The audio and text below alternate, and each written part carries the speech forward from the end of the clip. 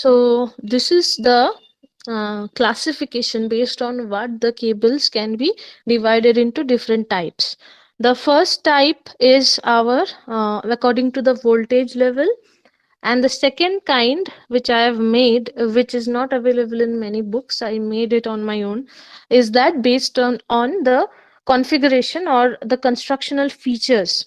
Okay, now you will see that these constructional features are included in the first parts classification, means this belted cables, screen type cables, the second paragraph, as you can see, these can be included in the first paragraph's classification among the high tension cables or super tension cables, because in that only these are found. The second kind of classification. So basically, this belted cables, screen type cables, the second para's classification, those are the constructional features of the tension wise classification of the cables. Okay, so now we will go into detail. So before starting, I'll just briefly tell you, I'll not go into deep into details. I'll just say about these. First kind, which you see, number one, tension cable or LT cables. So LT cables are used for the voltage level up to 6.6. This also is written here only. So the basically tension, which is nothing but the stress, the electrostatic stress. Electrostatic stress means what? Up to what voltage level it can withstand that. Okay, so that electrostatic stress in the LT cables, the low tension cables, are not very severe. Okay, the stress is not severe, means the stress is not very high.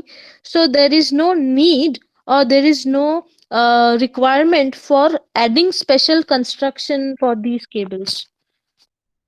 Okay, so adding special construction means what? Adding special dielectrics, adding special partitions or layers.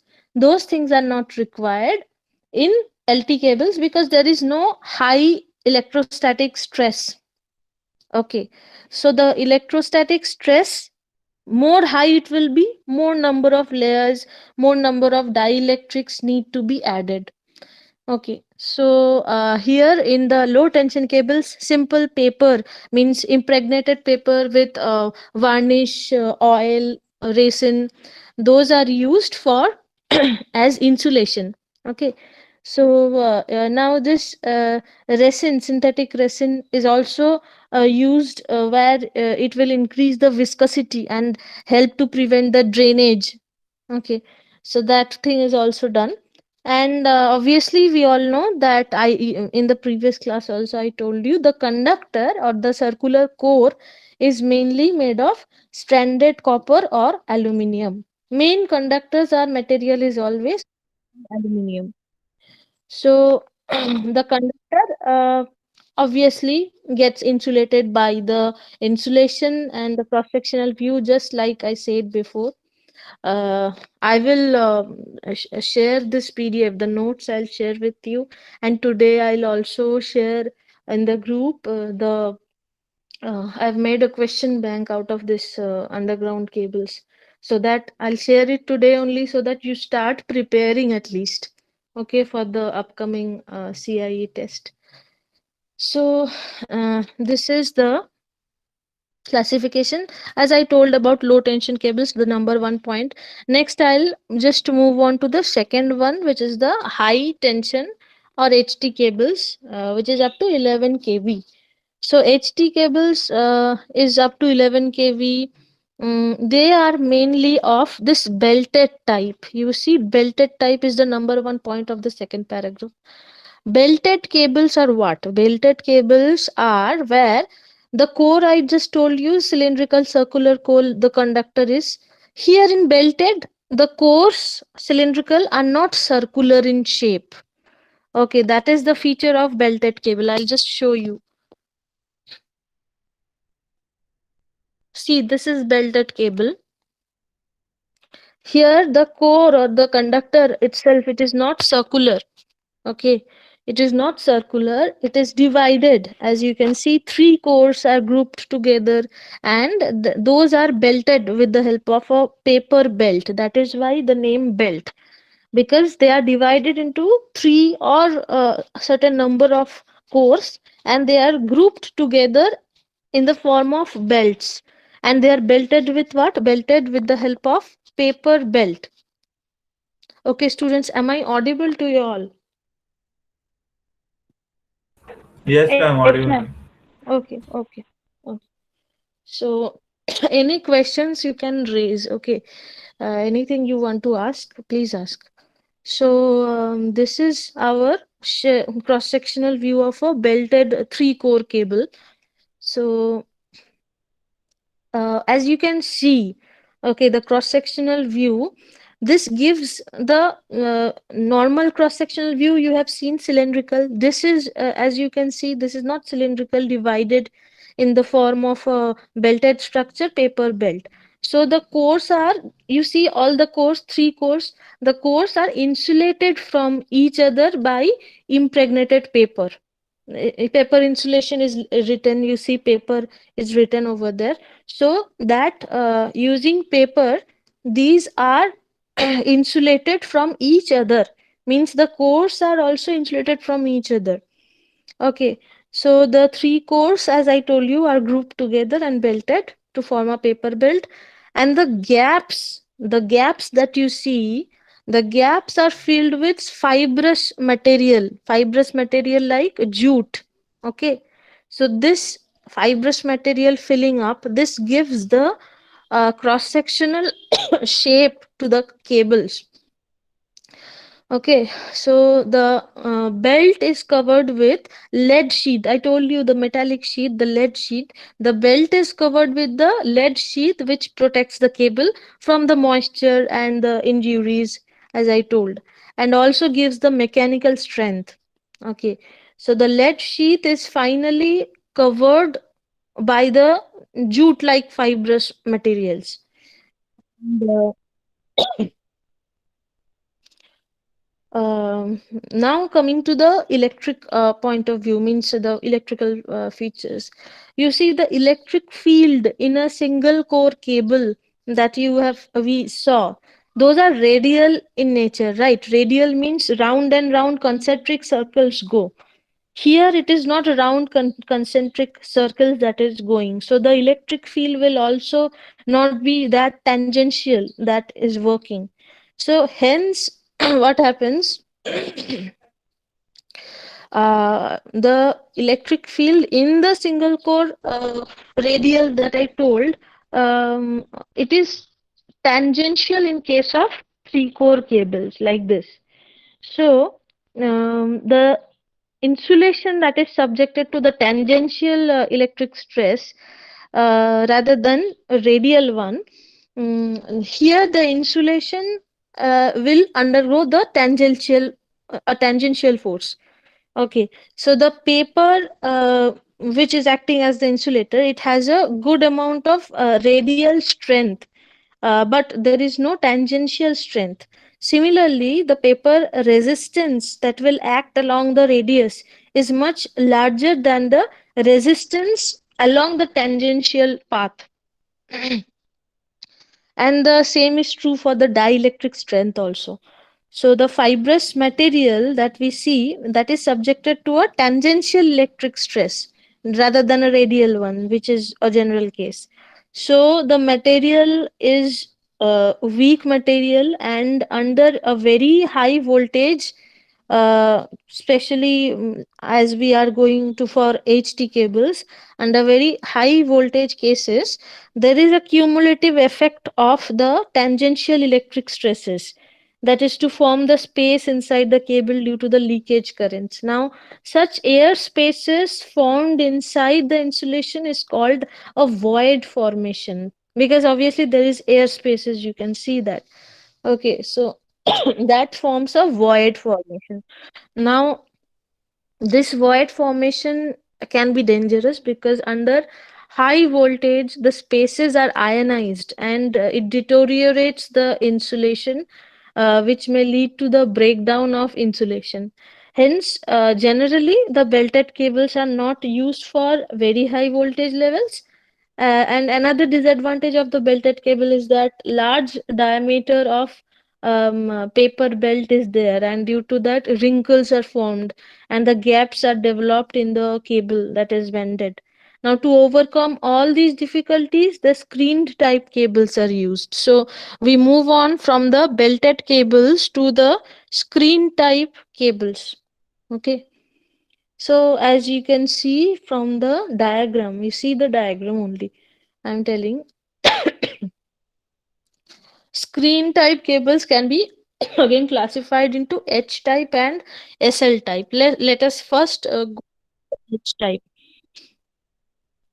See the diagram. Now, screen type cables are generally used for the voltage level of say 22 kV and 33 kV. Now, 22 kV, 33 kV means it is going above the high tension cable levels. So, above the high tension cables, there is actually ST or the super tension cables. So, anyway, we are moving for the screen type cables rather than belted cables because of this high voltage level. Okay, so the cable, this is named after M. Hochstader, and this is why it is named as H type. H for Hochstader, the one who actually designed it, the person. Uh, anyway, it is not quite clearly visible the circles inside. I know, but I'll just explain the cable, this H type cable, there is no paper belt in it. Okay, there is no paper belt. Outside, you see small, the circular armoring. That is basically the armoring part. The small circular things in the outermost, not outermost, just below the outermost layer. Those, that is the armoring part, and just inside that there is the lead sheath.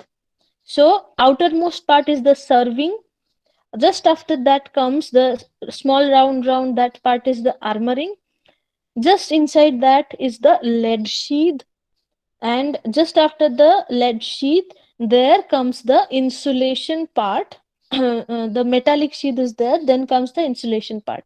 So the metallic sheets after metallic screens afterwards part the is the insulation. That insulation here also is used. Paper is used. Okay, paper, and inside you can see three round conductors. That is the construction. Generally, the metallic screen is an aluminium foil. Okay, so aluminium foil. So first comes the insulation with paper covered with a metallic screen, which is a aluminium foil, and then the metallic screen touches each other. And instead of paper belt, the three cores there are. You see round three cores. Those three cores are wrapped with a conducting belt, which is made usually of copper, copper woven in fabric tape actually. So then there is the lead sheath. Now the conducting belt is in electrical contact with the metallic screen and lead sheath. Now after the lead sheath, there are layers of bedding, armoring, serving. As I told you, the outermost part it's going. So the metallic screen helps to completely impregnate the cable, which avoids the possibility of formation of voids and spaces. See, what we want is we do not want voids or khali spaces. I means just gaps that we do not want. That is why we are coming to this screen type rather than belted type. So this screen helps, this metallic screen helps to completely avoid the possibility of formation of the gaps or spaces, voids like that. So the conducting belt, the metallic screen, and the lead sheath are at earth potential, due to which the electrical stresses are radial in nature. This keeps the dielectric losses minimum, Another, we can say that this metallic screen has another advantage is that the it increases the heat dissipation. More heat dissipation it will accumulate, more problem it will create. So heat dissipation agar zyada ho means it increases the heat dissipation, then the problems will be less. And because it reduces the sheath losses. So, due to these advantages, H type cables are used, maximum up to the voltage level of 66 kV. So, this is about the screen type. Next is the SL type.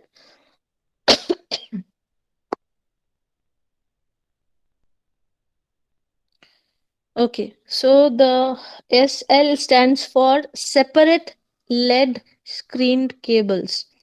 SL, separate lead screened cables. So in this cable, the core is insulated with impregnated paper again, and each one of them is covered by separate lead sheath. Then there is a cotton tape covering the three cores uh, together with a proper filler material. And then there are the layers of armoring and serving, just like before. And the difference between the H type and SL type is that the SL type, a common lead sheath is used. There, a separate sheaths were used. Here, a common a common lead sheath is covering all the three cores, and each core is provided with separate lead sheath. So this allows the bending of the cable as per the requirement. You can bend it. There will be no problem in that. So this is about the SL cables. Next is the HSL. So it is a combination of H type and SL type. In this, the conductor is insulated, sheathed with metallized paper, and then lead sheath. Then there are three cores laid up and provided with filler, armored, and finally served. So I hope the basic thing you understand about the constructional point of view, because here the sheath, the armoring, the serving, those are the things which are common. But then inside the core part, as you go inside, that changes. So this is about it. Next is the extra super tension and the oil field cables. I just briefed up in the previous class. I'll go in detail here. So the extra tension, super tension cables, all the cables discussed earlier are operating up to a voltage level of 66 kV. Above this voltage level, there are solid cables which cannot withstand because of the formation of voids in the dielectric. To meet the increased voltage, the supertension cables have been developed. In these cables, the voids in the dielectric can be avoided in the following ways. So, what are the ways of avoiding the voids? Number one, with the use of low viscosity oils for impression and providing oil channels within the dielectric and lead sheath. So, how is this? Using low viscosity oils. Low viscous oils for the impregnation and providing oil channels within the dielectric and sheet. What is the dielectric? We are mainly using paper, right? We are using paper, we are using different kinds of like varnish and everything on which the paper is uh, insulated. Along with that, other fibrous materials like jute are also used in the outer layer of the insulation. So in these, if we impregnate it more with oil, that will create, see, low viscosity oil, that will create the less possibility of creating the voids. Okay, so that is why low viscosity oils. Number two is that by introducing inert gas at high pressure in between the dielectric and lead sheath. Okay, so first oil and then gas. The more you give them, the more the void formation will be less. Because you see, you have to choose a gas that is inert in nature, that will not chemically react, because we cannot take the risk of reacting gases, means we cannot take the risk of inserting a gas which is reactive in nature. That is why inert gases. So again, introducing inert gases.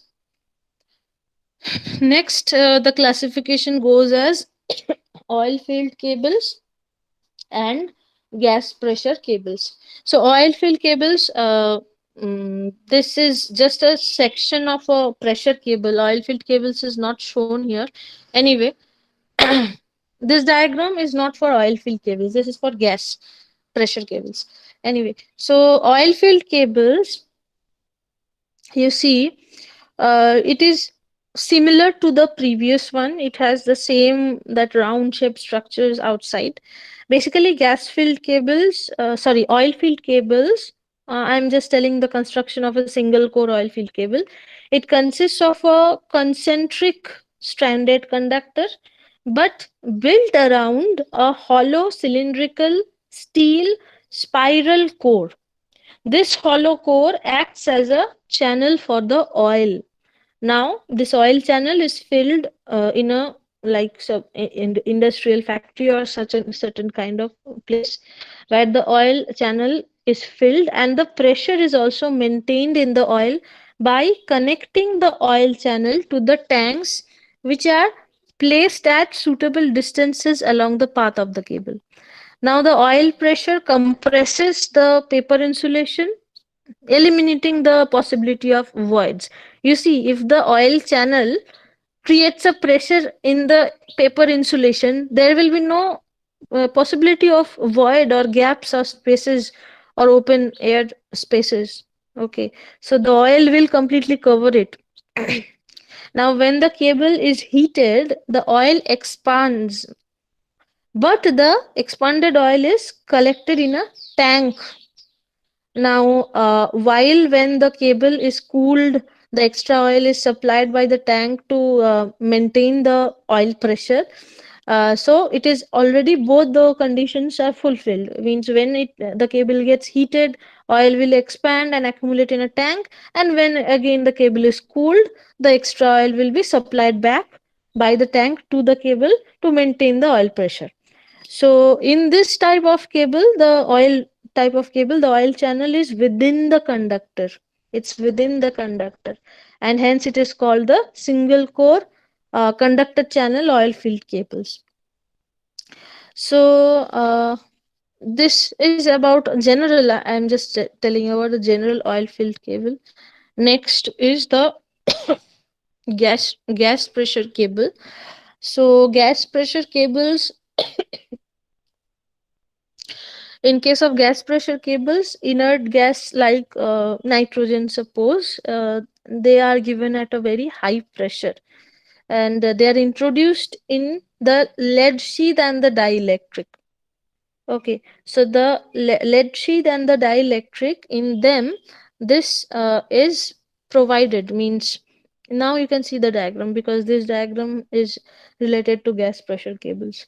So this gas pressure is given, gas of what? Gas of nitrogen at high pressure. It is introduced between the lead sheath and the dielectric.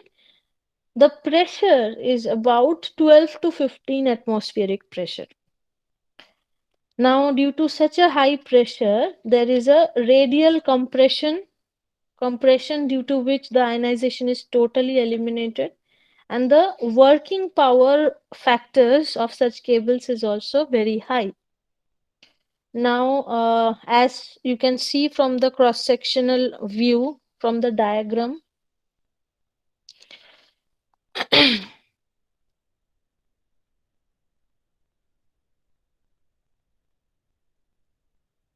yes.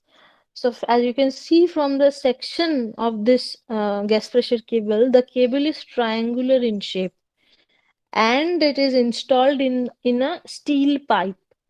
The pipe is filled with nitrogen at 12 to 15 atmospheric pressure, and the remaining construction is similar to that of a solid type cable. But the thickness of the lead sheath is 75% of that of the solid cable. And there is no bedding or armoring, not armoring, sorry, there is no bedding and serving outermost part. So the pressure cable is the one which is like developed similar like H type cables, like our Hochstadter. It was designed by Hochstadter. The triangular shape of the lead sheath that you see, it acts as a pressure membrane. Okay. The shape reduces the weight and provides low thermal resistance. The high pressure creates the radial compression to close any kind of voids. And the steel pipe is coated with a paint to avoid corrosion, obviously. And during heating, just I said just like the one before, during heating, the cable compound expands and a sheath which acts as a membrane becomes circular in nature in such a case. And when the cable cools down, the gas pressure acting via the sheath forces, they compound to come back to non-circular normal shape. Now, due to good thermal characteristic, the fire quenching property and the high dielectric strength, the SF6 gas is also used in such cables. So apart from nitrogen, SF6 is also a good gas for the gas pressure cables. Okay. So I'll think people who were not present in the previous class, just note that this is the constructional details of an underground cable. Okay.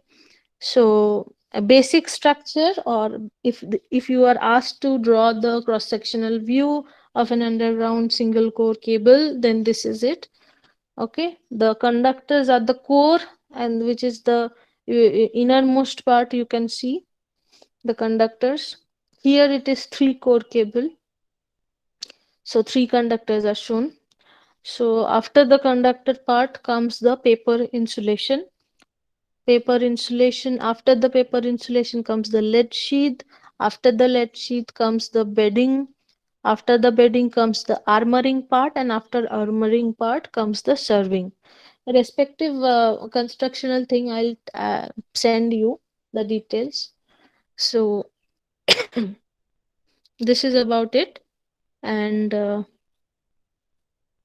insulating materials for cables, I have written it down clearly. PVC, polyvinyl chloride. Next is paper, the most popular one. Paper is impregnated, or it is dipped, rather in English. It is dipped into varnish or other insulating resins. Okay. So then there is cross-linked polythene and vulcanized India rubber, VIR. So these are the popular insulating materials for the cables. And I think I should end now only because it's almost time. Mm, your next class will also be waiting. Okay, thank you, students. Today I'll upload your this video also along with the notes and the question bank. Kindly go through it and see. And if you have any problem, please let me know. Okay, thank you everyone for joining. You can leave. I am also leaving.